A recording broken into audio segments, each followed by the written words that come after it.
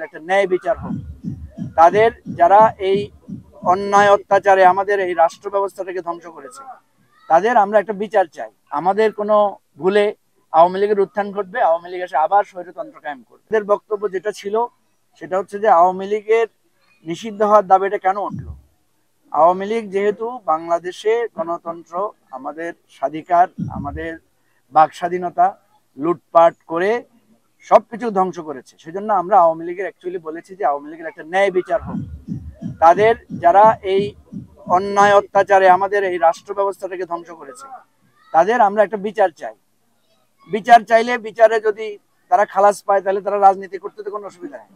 আর বিচারে যদি তাদের যে শাস্তি নির্ধারিত হয় সেই শাস্তি ভোগ করে বা সেই শাস্তির পরে আওয়ামী লীগ যদি নিজের অনুতপ্ত হয়ে পরিশুদ্ধ হয়ে রাজনীতি করে, আওয়ামী লীগের তো একটা বিরাট অংশ আছে যারা আওয়ামী লীগকে সাপোর্ট করে।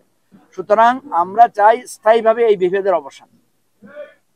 এই জন্য প্রধান উপদেষ্টা যে কথা বলেছেন, আমি মনে করি এটার মর্ম কথা হলো যে আমরা চাই, এত বড় একটা ডিজাস্টার হয়েছে, এত বড় একটা খুন খারাপি হয়েছে, এত বড় একটা গণহত্যা হয়েছে এবং দীর্ঘ 15 বছর ধরে আমরা আমাদের ভোটের অধিকার, আমাদের বাক স্বাধীনতা সব ভুলণ্ডিত হয়েছে। এইটার একটা বিচার প্রক্রিয়ার মধ্য দিয়ে সব কিছুকে একটা রিকনসিলিয়েশন প্রসেসের মধ্যে আনতে হবে। রিকনসিলিয়েশন প্রসেস ছাড়া আমাদের জাতীয় ঐক্য সৃষ্টি করার কোনো সুযোগ নেই। আমরা নাইলে একজন, আজকে আওয়ামী লীগ নাই, আমরা রাজনীতি করছি, কালকে আবার আমাদের কোনো ভুলে আওয়ামী লীগের উত্থান ঘটবে, আওয়ামী লীগ এসে আবার স্বৈরতন্ত্র কায়েম করবে। তাহলে এটা পাল্টাপাল্টি আর এই বিভেদ কখনো দূর হবে না। আমরা চাই এই বিভেদ দূর হোক। আর বিশেষ করে এখানে আমাদের সনাতন ধর্মের আমাদের ভাইয়েরা বোনেরা এখানে আছেন, প্রত্যেক কিছু দূর করার জন্য একটা উপলক্ষ লাগে। যেহেতু আজকে দুর্গা পূজা, সেই উপলক্ষে আমি বলবো যে এটাকেও উপলক্ষ করে আমরা যাতে একটা ধর্মের প্রতি সম্মান জানিয়ে, একটা শ্রদ্ধা জানিয়ে আমরা যাতে এই বিভেদ থেকে দূর হতে পারি, এটাই আমরা দেশের মানুষের কাছে প্রত্যাশা করি। এক্সট্রিম মশার কয়েল প্ল্যান্ট ফাইবার দিয়ে তৈরি, ডেঙ্গু চিকুনগুনিয়া বাহি সহ যে কোনো মশার বিরুদ্ধে দেয় এক্সট্রিম সুরক্ষা।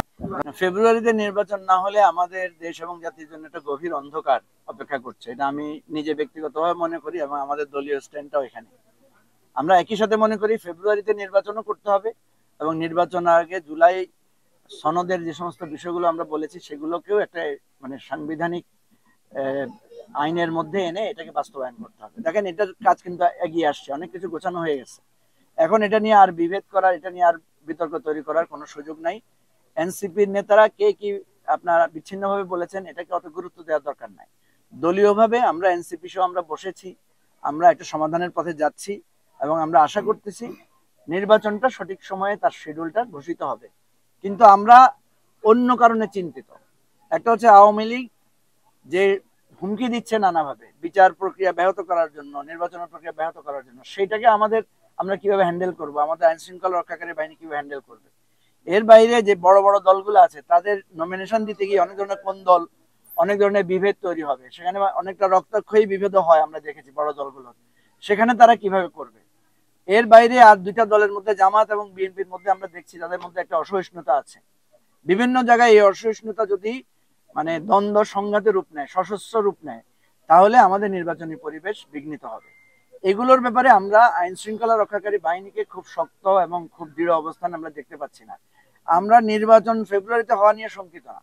ফেব্রুয়ারিতে যে নির্বাচন হবে সেটা সুষ্ঠু হবে কিনা, সবাই ভোট কেন্দ্রে যেতে পারবে কিনা, ভোটগুলো সঠিকভাবে গণনা হবে কিনা এবং সঠিক লোকটা নির্বাচিত হয়ে জনগণের রায়টা সঠিকভাবে প্রতিফলিত হবে কিনা, সেটা নিয়ে আমরা চিন্তিত। কারণ আমরা দেখেছি যে বিভিন্ন জায়গায় ছাত্র সংসদ যে নির্বাচনগুলো হয়েছে সেখানে কিন্তু পরাজয় মেনে না নেওয়ার একটা মনোভাব আমরা অনেকের মাঝে দেখেছি।